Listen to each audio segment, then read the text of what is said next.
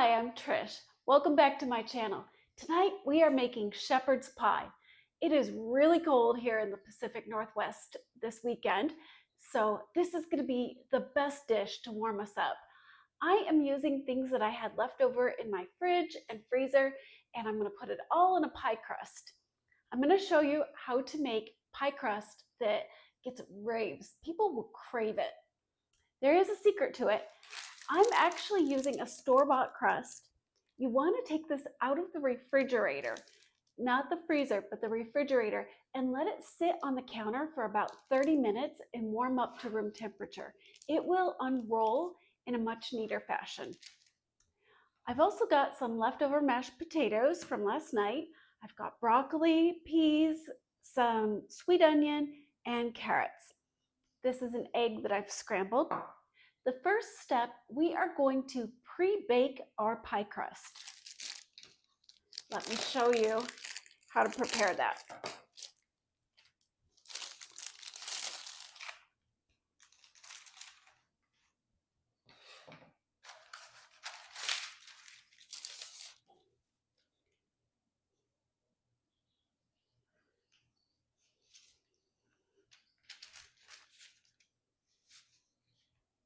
There, that unrolled perfectly. That is gorgeous. It looks just like one I would have made, a little more symmetrical maybe. If your pie crust kind of falls apart or starts to crack, you can put a little bit of water on that and smooth it back together. I don't think I'm gonna need to do that because mine seems to be coming together just fine. You wanna shape it around the edges. Once your pie crust is shaped just exactly how you want it, you're gonna take a paper towel and an egg that you've scrambled. I put a little bit of water in this, maybe 2 tablespoons, and then just scrambled it with a fork. I have seen people use a pastry brush, but if you don't have fancy equipment, that's fine. A paper towel works great for this. And you just want to blot it on here and be kind of generous about it. You'll want to make sure that your oven is preheating while you do this. We're going to take it up to 350. And you don't need to use the convection bake option if you have one. You can if you want. I wasn't expecting my microphone to give out, so I'm doing a voiceover. And since I'm not a trained voice actress, I'm going to speed up the film. Then we don't have to worry about my lips not matching the words. A quick overview. We're going to spread the egg on the pie crust and then gently transfer it into the Pyrex. You'll trim the excess paper from around the edge of the crust, and then you put the pie into the oven at 350. While the pie crust bakes, you'll put your veggies in a steamer and microwave them. We're going to turn this on to medium-high heat, and we're going to melt a little bit of butter. And we will add our ground beef or Impossible Burger. Now, if you don't have meat, that's okay. You do not have to have meat for this dish. You can use black beans, you can use chickpeas, or you could just leave it out altogether. You do not have to add any kind of ground meat or pretend meat if you don't want to.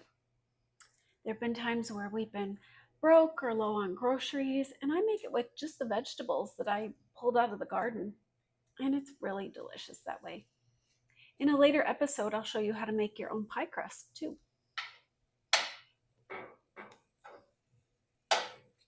We're just going to brown this up just like it's ground beef.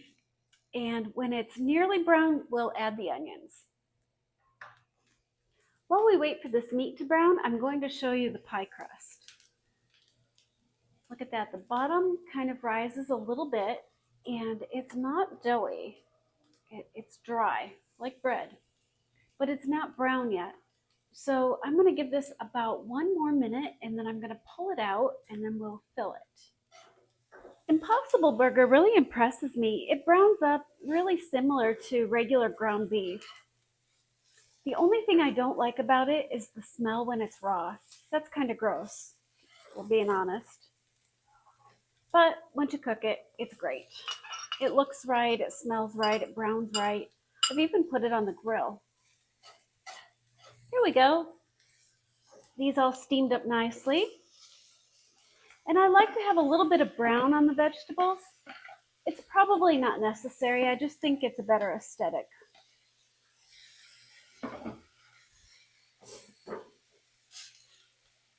The way we're doing this by pre-baking our crust, the whole dish can be put together and on the table start to finish in about 15 minutes. So it's a really good weeknight dish. Or when you're cold and tired. Our pie crust is pre-cooked, but not terribly brown.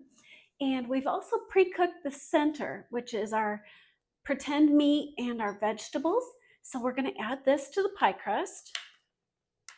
And it's not going to fit perfectly, and we're okay with that because we like it nice and tall. It's a fun presentation.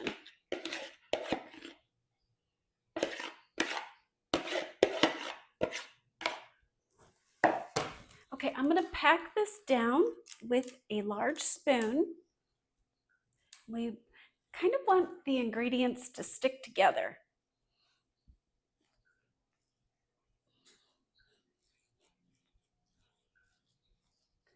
You'll notice I didn't use a lot of seasoning on this. Everybody can season their own portion just the way they want it. There, I've got it all smashed down into the crust. And now I'm going to take our leftover mashed potatoes and put those on top. We'll spread those out, and that's your upper crust.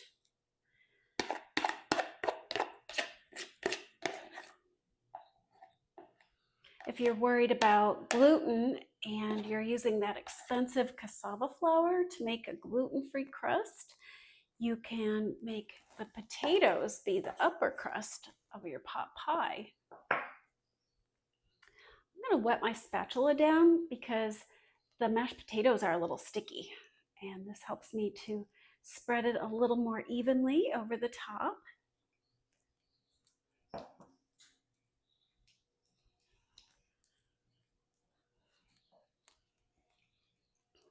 Oh, this is so yummy. It's one of our very favorite things.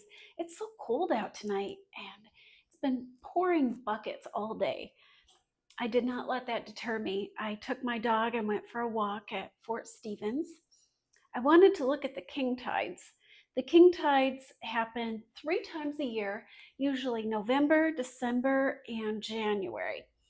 And it has to do with the pull of the moon, make the water come in higher and further inland than it normally does. And it makes for some spectacular waves. And if you enjoy photography, this is a great time to get out there with your camera. My dog, of course, likes to run around on the beach and get really wet and stinky, but that's just part of being a dog. Now, my favorite part of this dish is how quick it is. It's only going to take us about 15 minutes total. It's taken me 25 because I'm stopping to film it and show you how to do this, but doing it in your own kitchen doesn't take any time at all. I'm going to put cheddar cheese over the top, and this is basically a timer. We're just going to stick it in the oven. Everything is already cooked and safe to be consumed, so when the cheese is melted, our pie is done.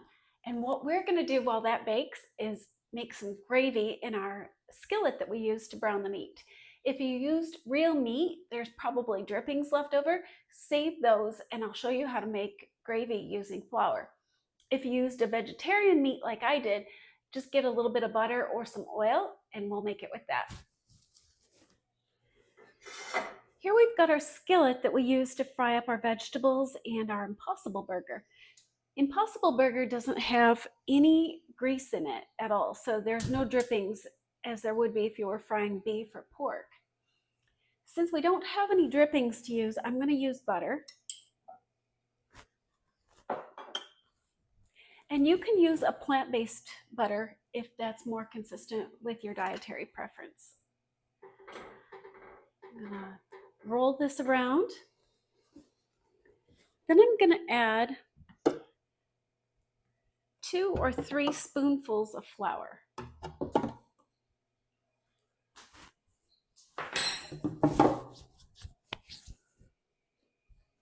Along with some powdered vegetable seasoning. That isn't necessary if you use actual meat drippings because the meat will have flavor in it. Flour and butter don't really have a lot of flavor.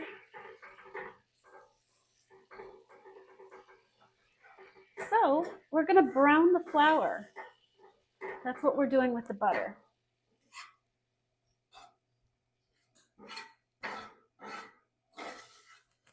We'll let that brown for just a minute and then we're going to pour water on it.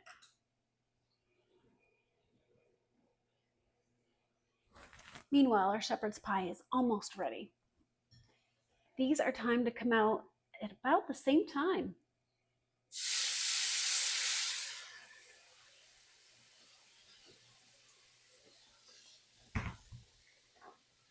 For my 3 spoonfuls of flour and tablespoon of butter and tablespoon of vegetable seasoning, I just poured in about 1.5 cups of water. All that's left is to stir this and get the lumps out. Here's our shepherd's pie fresh from the oven. Isn't this gorgeous? Got all the cheese and the mashed potatoes, and the crust is done crispy all the way through without being overly done. It's pretty enough to serve to company and easy enough to do during the week. I hope you make this and I hope you love it. Bon appetit!